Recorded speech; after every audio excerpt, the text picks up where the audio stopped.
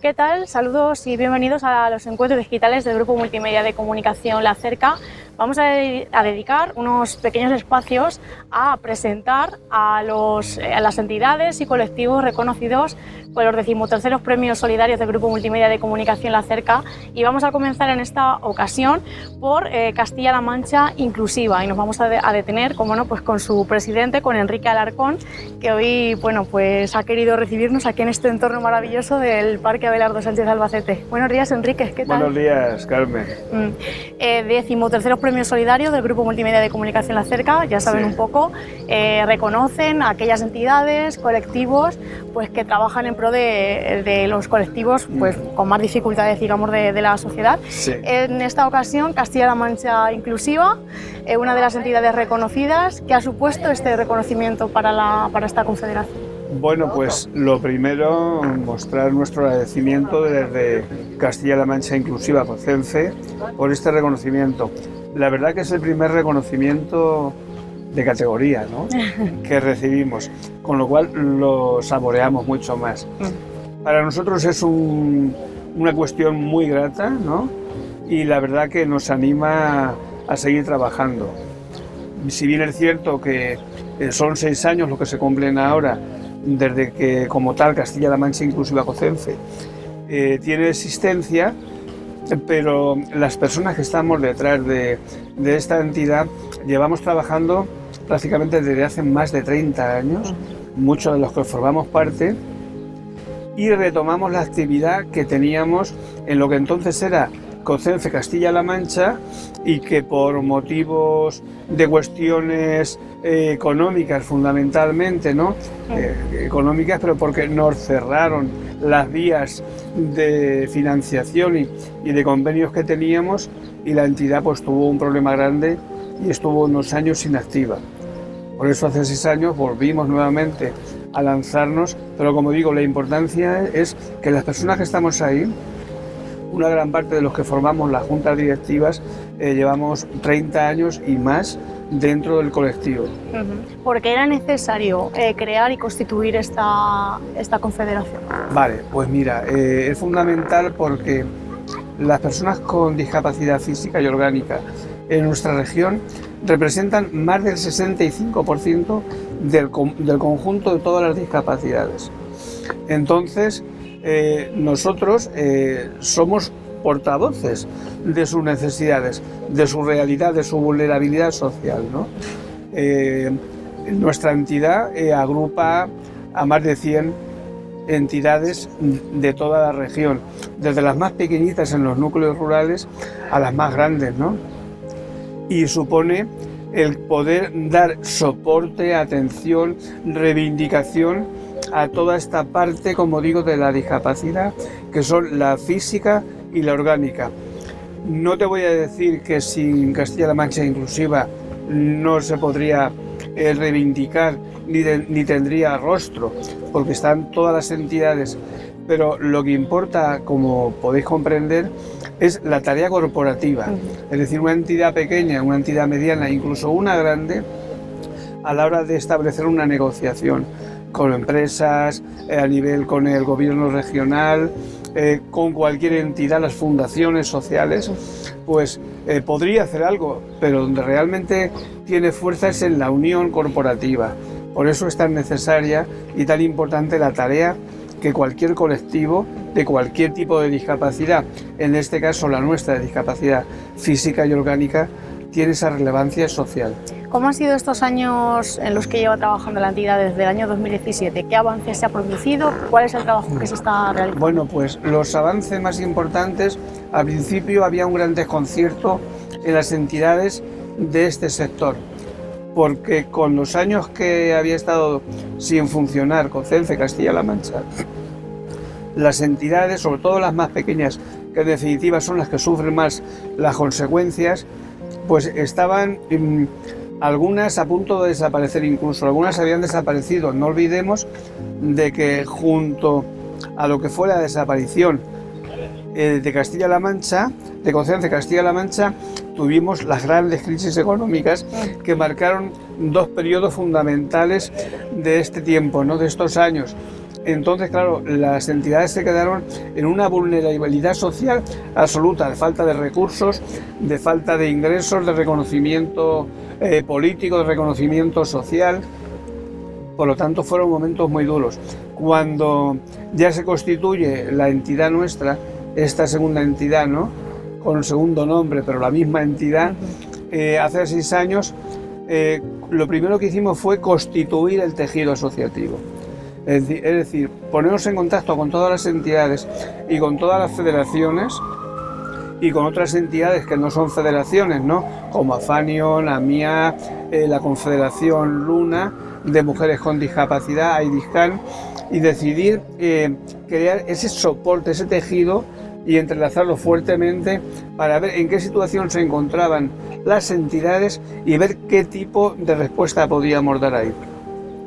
Se empezó a construir, lo primero que hicimos fue construir ese tejido social y quedó bastante fortalecido. El problema que nos vino después fue con el COVID y con la pandemia.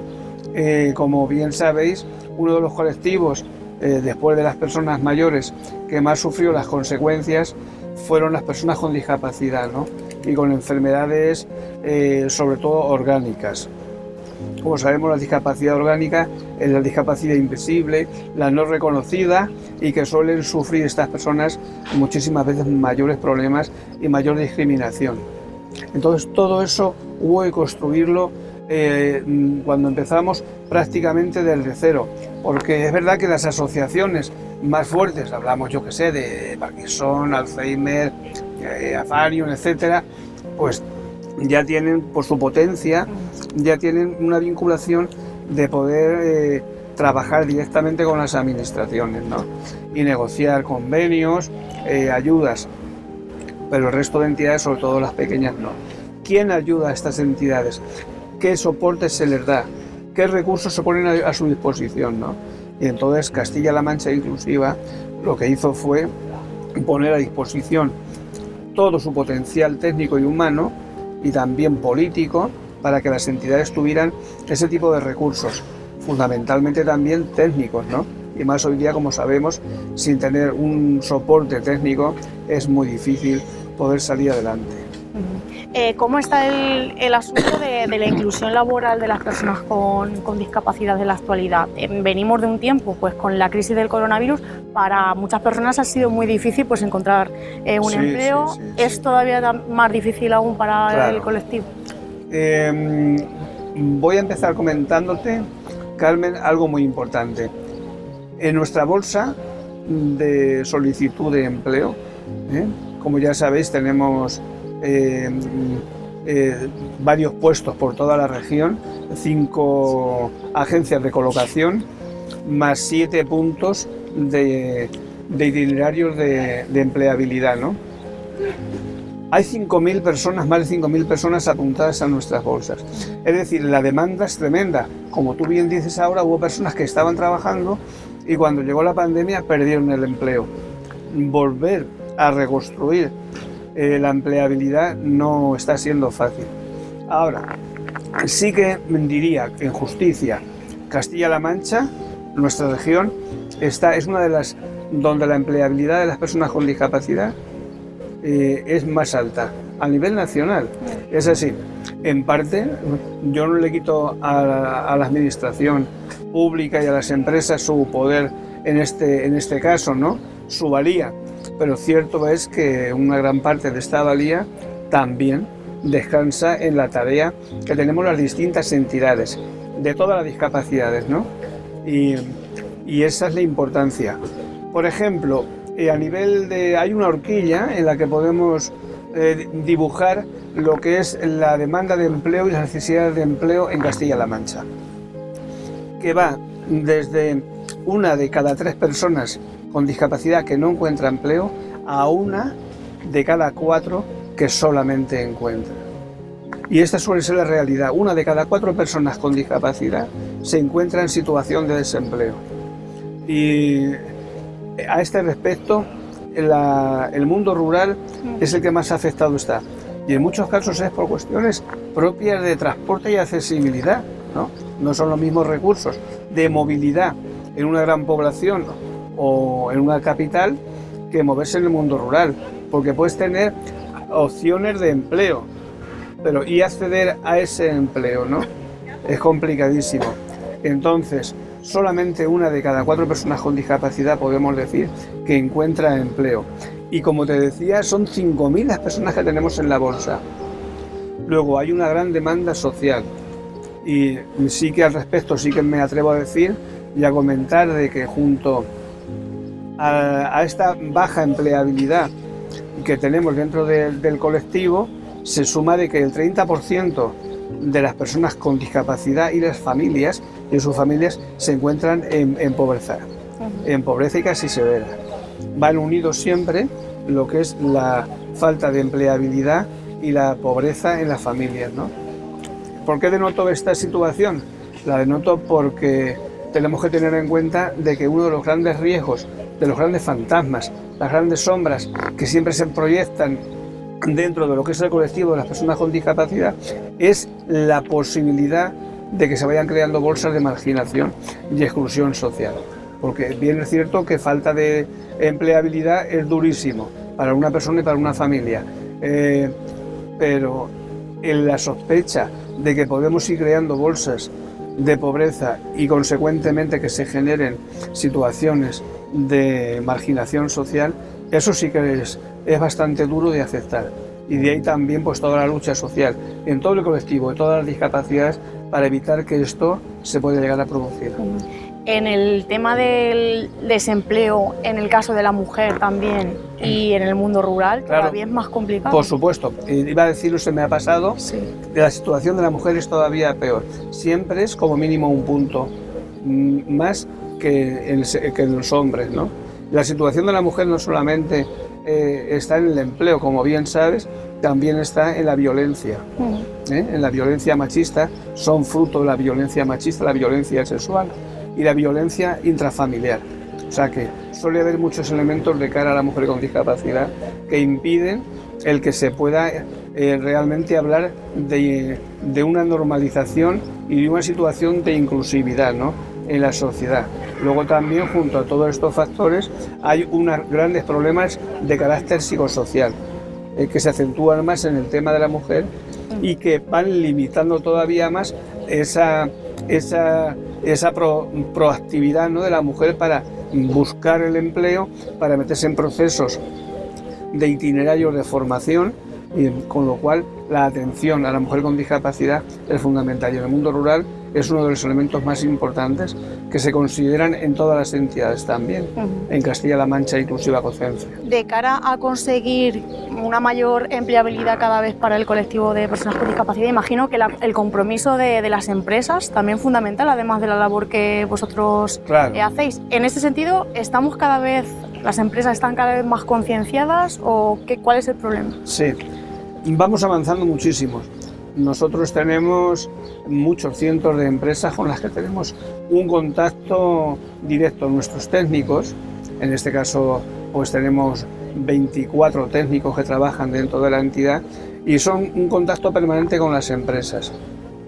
¿Qué es lo que nos preocupa en el tema de inserción laboral de cara a las empresas?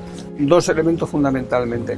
Uno es eliminar todo el rasgo de estigma que puede existir dentro del empleador, de la empresa, ¿no? El que vaya quitándose de encima esos obstáculos que se han ido arraigando de que una persona con discapacidad pues tiene menos productividad, de que va a ser un problema para la empresa, de que a ver qué hago yo cuando una persona con discapacidad viene aquí, ¿no? Entonces, por parte de nuestra entidad, también se requiere una actitud de diálogo permanente que tiene también una incidencia de carácter educativo, ¿no? De hacer ver que son más los recursos y las capacidades que hay a nivel de personal en la persona con discapacidad y también los recursos posibles para que esa inserción laboral, aunque sean personas con mucha discapacidad, yo por ejemplo estuve trabajando y tengo una lesión cervical altísima, ¿no?, y soy dependiente, pero si tú haces una adaptación al puesto de trabajo no tienes ningún problema y la productividad es como mínimo la misma, ¿no? Entonces esa tarea de trabajo con los empresarios es fundamental. Informar de todos los recursos disponibles que están a su disposición, tanto de beneficios económicos, ¿no?, como también de recursos para adaptación, etcétera. Pero luego hay otro elemento que es fundamental en este caso. ¿Y sabes cuál es, Carmen? Pues es el de la elaboración muy profesionalizada de los perfiles destinados a ofertar en las empresas. Porque eso es lo fundamental. Es decir, lo que nosotros no hacemos, de ahí la rigurosidad y la importancia que tienen los servicios de empleabilidad que tenemos en Castilla-La Mancha Inclusiva COCENFE, es preparar a la persona, y en muchos casos ni siquiera para lo que busca, ni para lo que quiere, sino para ir descubriendo sus potencialidades, sus capacidades, y entonces ir definiendo qué itinerario formativo, si lo necesita, para buscar el qué puesto más idóneo responde a sus necesidades y a sus capacidades. ¿Por qué? Porque cuando tú ofertas a una empresa, una persona, para ocupar un puesto de trabajo, lo que nosotros buscamos es tener un 99%, si puede ser, de la capacitación va a ofrecer al empresario la posibilidad de que no va a haber un fracaso ahí. Es decir, y esto aquí sí que somos competitivos con el resto de sectores de empleabilidad de la sociedad y de la administración, porque nosotros definimos exactamente qué persona va a qué puesto de trabajo, y la preparación es exhaustiva para que haya un éxito laboral ahí. En eso están nuestros técnicos totalmente formados, y aparte la sensibilidad que van teniendo en muchos años de saber realmente no solamente las capacidades técnicas, digamos, ¿no?, para el empleo, sino también el estado emocional, psicológico, para que esa persona pues también se entusiasme, se motive y que tenga la formación necesaria para llegar a ese puesto. ¿Cuáles son los puestos de trabajo en los nichos laborales que hay ahora mismo? Bueno, pues normalmente suelen ser muchos en servicios. Una carencia que hay dentro del colectivo de personas con discapacidad por hospitalizaciones, por falta de escolaridad en muchos periodos, etcétera, es que llegar a la universidad es un porcentaje muy pequeño el que llega, ¿no? Entonces, el nivel que hay más importante es el de las formaciones técnicas, ¿no? Con lo cual nos vamos encontrando con que lo mayor de los puestos de trabajo a los que se accede es a servicios. Ya nos gustaría pues que fuera subiendo esa capacitación formativa a nivel universitario, a nivel de grados, para poder acceder a otros puestos de mayor relevancia, ¿no? Pero vamos, en principio lo importante es que la persona vaya encontrando, pues eso, su locus de trabajo, porque es lo que va a hacer posible que se vaya haciendo normalizada su vida familiar, personal, social y sobre todo su independencia. Muchas veces cuando se piensa en el trabajo, lo primero que se piensa es en la capacitación económica, en el poder económico. En el caso de la discapacidad hay mayor complejidad, no digamos en la mujer, ¿no? El primer elemento para una persona, que también pasa con toda la población, pero en nuestro caso es peor, es limitar la dependencia familiar. Liberarse de lo que es el estar sometido a la familia, ¿no? La independencia, la autonomía personal. En definitiva, todo por lo que se trabaja dentro del colectivo y en todas las discapacidades, por supuesto en la nuestra, es en ir logrando cada vez mayor un grado de autonomía personal. Hablábamos antes del compromiso empresarial de cara pues, a conseguir cada vez una mayor empleabilidad en este colectivo, pero también el apoyo de las administraciones públicas imagino que es fundamental para seguir avanzando. Desde el año 2017 hasta ahora, ¿cómo ha sido la relación con las administraciones? Es fundamental, por ejemplo, nosotros podemos hacer estos itinerarios y estas ofertas a las personas con discapacidad, de el que puedan acceder a un servicio de orientación, de formación para el empleo, gracias a los recursos que nos dan. Por una parte, la administración regional, vía IRPF, pues también vía Fundación 11 a nivel nacional, y luego pues también entidades privadas, hablemos de Caixa, etcétera, ¿no? Gracias a toda esta financiación podemos tener personal preparado con un altísimo nivel de capacitación, ¿no?, y de profesionalidad, que son los que hacen posible que todo esto pueda darse. Es decir, si no tuviéramos este tipo de recursos, no sería posible. Lo que son los núcleos políticos de las entidades, las juntas directivas, no tenemos ninguna remuneración, no cobramos nada. Todos los recursos que recibimos y buscamos son justamente para el mantenimiento del personal técnico, que es el que posibilita el que sea posible todos estos itinerarios. Sin la administración y sin las fundaciones sería imposible. Conocíamos hace unos meses uno de los anuncios que hacían desde el Gobierno de Castilla-La Mancha en torno a esa estrategia regional por el empleo.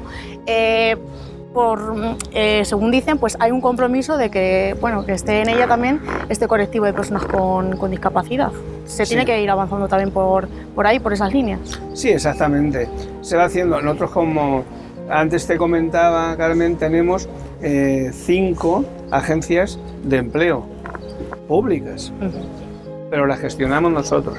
No sacamos ningún beneficio, pero tenemos nuestros técnicos trabajando dentro de este sistema público, pero lo hacemos nosotros buscando empleabilidad. ¿Qué hemos conseguido el último año? El último año conseguimos de la consejera, en un encuentro que tuvimos con ella, planteándole de que es verdad que nosotros en las agencias que tenemos de colocación va todo el mundo, tenga una discapacidad.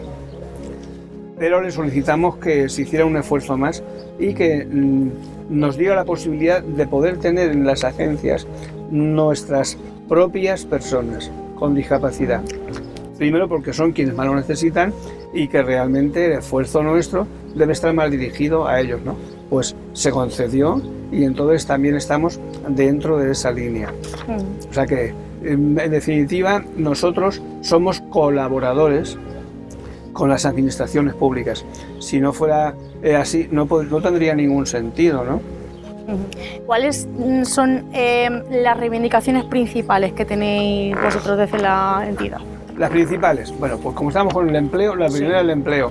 Si solamente 1 de cada 4 personas, en el mejor de los casos, 1 de cada 3 trabaja en Castilla-La Mancha, nuestra prioridad sigue siendo el empleo.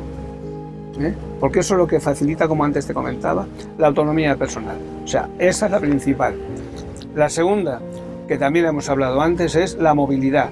La movilidad solamente será posible cuando la accesibilidad universal se vaya poniendo en marcha.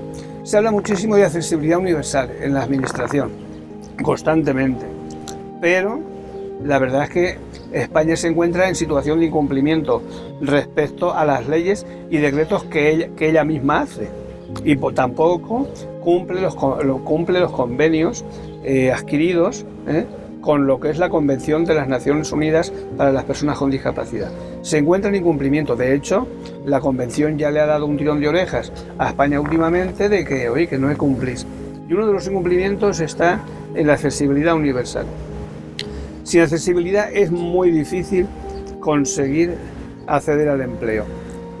Porque yo, por ejemplo, si cuando yo trabajaba aquí en la Avenida España, vivo en la vereda, si no hubiera habido un transporte accesible, me hubiera supuesto tener que levantarme 1 hora más. Una persona dependiente necesita levantarse 1 hora antes, serían 2 horas antes, con lo cual pues llega un momento donde renuncias al empleo. Pero si encima yo hubiera estado viviendo en un pueblo, en el mundo rural, y no hay un transporte accesible, tampoco podría trabajar. Si luego los sitios de puestos del trabajo tampoco están accesibles, tampoco puedes acceder a puestos de trabajo. Es decir, la empleabilidad va unida a lo que es la accesibilidad universal. Sin accesibilidad universal no hay trabajo, no hay ocio, no hay nada. Todo es un reducto. Entonces seguimos reivindicando permanentemente, y no en ciudades, porque por ejemplo en Albacete es una de las ciudades modélicas de Europa en accesibilidad, también por la propia orografía que tiene, ¿no? Pero bien es cierto de que te vas al mundo rural y ya están las poblaciones grandes de nuestra provincia aquí en Albacete y en otras de la región, pues la accesibilidad es cero. Si te encuentras todo el entorno del central, la plaza, las zonas de comerciales, centrales, pero te mueves 2 calles más y tienes que ir por el medio de la calle jugándote la vida para poder deambular, ¿no? Sí. Entonces, eso hay que abordarlo. Luego, otra cosa que hay que abordar es el tema de desarrollar la autonomía personal. Si yo no tengo autonomía personal, y en este caso lo veo claramente en mi experiencia, si yo no tengo autonomía personal, yo no puedo ir a trabajar. Si yo no hubiera tenido la posibilidad de una persona que me hubiera levantado por la mañana, que atendiera mis necesidades, yo no hubiera podido ir a trabajar, ¿no? Luego, el desarrollo de la autonomía personal, que nosotros lo centramos en lo que es la figura del asistente personal, ¿no? El asistente personal, que es algo que tenía que haberse desarrollado de lo que era la ley para la dependencia. Y se ha quedado ahí, en unos casos por falta de recursos, en otros casos por falta de voluntad política. Estamos aquí en negociaciones a nivel regional porque queremos seguir avanzando en ello y que por lo menos ya a partir de este periodo se vayan estableciendo todas aquellas personas tengan un grado de discapacidad muy grande o muchísimo, que quieran estar estudiando, el ocio, trabajando, necesitan poder contar con esta persona que atienda sus necesidades. Claro, como puedes entender, Carmen, eso tiene que estar muy bien hecho, claro, porque una persona que va a estar contigo de asistencia personal todo el día, no le puedes pagar una miseria económica. Tienes que tener una cantidad asignada que sea lo suficientemente relevante para que esa persona, una vez formada adecuadamente, asuma esta responsabilidad, y que por una escasez de un sueldo, que a los 4 días tú te quedes sin esta persona y tengas que volver a iniciar. Y para una persona dependiente, te puedo decir por experiencia que eso es dramático, porque nunca sabes ni dónde estás ni dónde puedes ir, con lo cual pues tú mismo te vas frustrando y ya ni siquiera quieres plantearte lo del empleo. O sea que estas cuestiones son importantes. Y ya al hilo de la autonomía personal, me atrevo a decir que también yo en esto soy un poquito pesado, en el tema de la desinstitucionalización. No puede ser como norma de que una persona, porque tenga una gran discapacidad, que se le vaya a institucionalizar como única forma de salida, como único recurso. Hay personas que tienen pocos años, con 30 y tantos, 40 y tantos años, y que están en una institución, están cuidados de maravilla, no le falta nada. Pero por favor, esa persona necesita vivir una vida personal autónoma, independiente, y estar su vida inclusiva dentro de la sociedad, no fuera de la sociedad. No tiene ningún sentido, ¿no? O sea que queda muchísimo trabajo.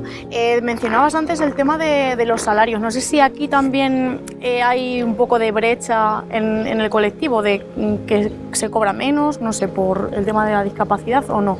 Aquí. La brecha suele ser normalmente, tristemente, en el tema de la mujer, como todos sabemos, ¿no?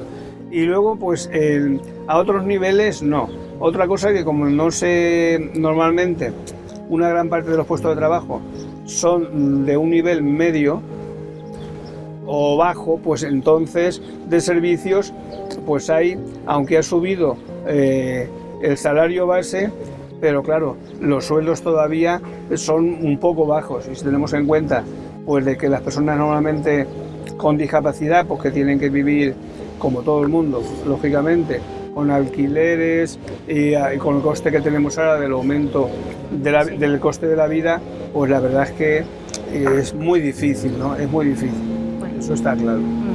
Enrique, queda, como decía, mucho trabajo por hacer. Sí. Castilla-La Mancha Inclusiva va a estar ahí al pie del cañón. Aquí nosotros nos cansamos de reivindicar, de luchar y de apoyar.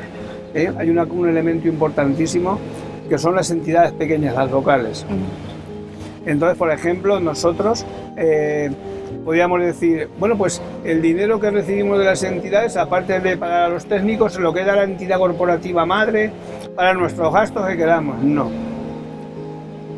Este año ha dedicado Castilla-La Mancha Inclusiva 70.000 euros para dotar de recursos de apoyo a todos los niveles, a todas las entidades que lo van solicitando de toda la región. Es decir, una gran cantidad En unos casos pueden ser para hacer un curso, en unos casos para contratar a media jornada a una persona, en otros casos pueden ser para habilitar recursos de oficina, etcétera, ¿no? Nuestra importancia es nuestro deseo y nuestro interés que todas las entidades se vayan fortaleciendo. Si no hay un tejido asociativo fuerte, y más en el mundo rural, ¿dónde va una persona con discapacidad? Y más si es una discapacidad traumática, que de un momento a otro te encuentras que ya tu vida tienes que cambiar, el hacer de nuevo que decimos nosotros, y necesitas tener al lado a alguien que comprenda tus necesidades, que entienda perfectamente tu situación, que te acoja con interés, ¿no? Y que te vaya ofreciendo posibilidades de un itinerario de vida autónoma. Y por eso tienen tanta importancia y lo reivindicamos ante las administraciones siempre. Por favor, no queremos que se apoyen solamente a las entidades grandes. Si ya de por sí ellas ya tienen funcionamiento autónomo, son las pequeñas y las que están en el mundo rural las que necesitan más apoyo. Pues Enrique Alarcón, muchísimas gracias por haber estado con nosotros. Pues muchas gracias a ti, Carmen. Y nos vemos en noviembre en esa gala de entrega de premios. Va a ser un momento muy importante, muy emocionante, y como he dicho al principio, os lo agradezco muchísimo que hayáis pensado en nosotros, en Castilla-La Mancha. Gracias a vosotros por el trabajo que hacéis. Gracias. Gracias. A ustedes también gracias por seguirnos un día más en toda la información que les ofrecemos desde el Grupo Multimedia de Comunicación La Cerca. Hasta la próxima.